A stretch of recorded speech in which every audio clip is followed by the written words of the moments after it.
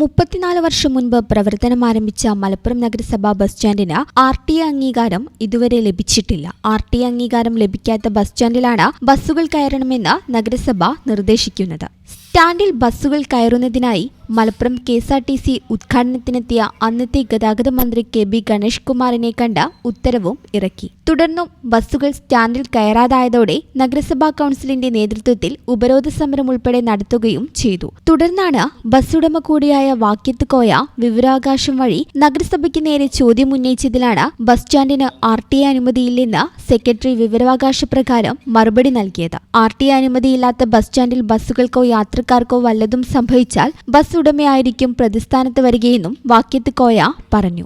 Malappuram municipality പുതിയ ഭരണസമിതി അധികാരത്തിൽ എത്തിയ ഉടൻ തന്നെ സ്വകാര്യ ബസ്സുകൾ മലപ്പുറം പ്രൈവറ്റ് ബസ് സ്റ്റാൻഡിൽ കയറുമായി ഒരു പ്രശ്നങ്ങളുണ്ടായി. കാരണം മലപ്പുറം ജില്ലയ്ക്ക് ഏറ്റവും വിരുദ്ധമായ പ്രവർത്തനം നടത്തിയ അന്നത്തെ ട്രാൻസ്പോർട്ട് മന്ത്രി ഗണേഷ് കുമാറിനെ കൂട്ടുപിടിച്ചുകൊണ്ട് മലപ്പുറം മുനിസിപ്പൽ ഭരണസമിതി അദ്ദേഹത്തെ മലപ്പുറം KSRTC ബസ് സ്റ്റാൻഡിൻ്റെ ഒരു ഉദ്ഘാടന പരിപാടിയിൽ വെച്ച് മൈക്കിലൂടെയാണ് വിളിച്ചു പറഞ്ഞത് എല്ലാ ബസ്സും ബസ് സ്റ്റാൻഡിൽ കയറണം.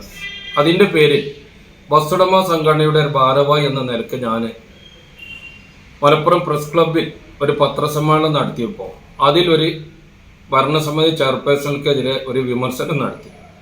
അത് വലിയൊരു വിവാദമാക്കി. അങ്ങനെ പറയാൻ പാടില്ല, ഇന്ത്യൻ പ്രധാനമന്ത്രി നരേന്ദ്രമോദിയെ പോലെ എന്നെ വിമർശിക്കാൻ പാടില്ല എന്ന രീതിയിലെത്തുകയും ബസ്സുടമകളെ ചർച്ചയ്ക്ക് വിളിച്ച് പല നേതാക്കന്മാരെയും അപമാനിച്ച് ഇറക്കി വിടുന്ന ഒരു സാഹചര്യം ഉണ്ടായി. അന്ന് ഞാൻ കർണാടകയിലായതുകൊണ്ട് എനിക്ക് ആ പരിപാടിയിൽ പങ്കെടുക്കാൻ സാധിച്ചിട്ടില്ല.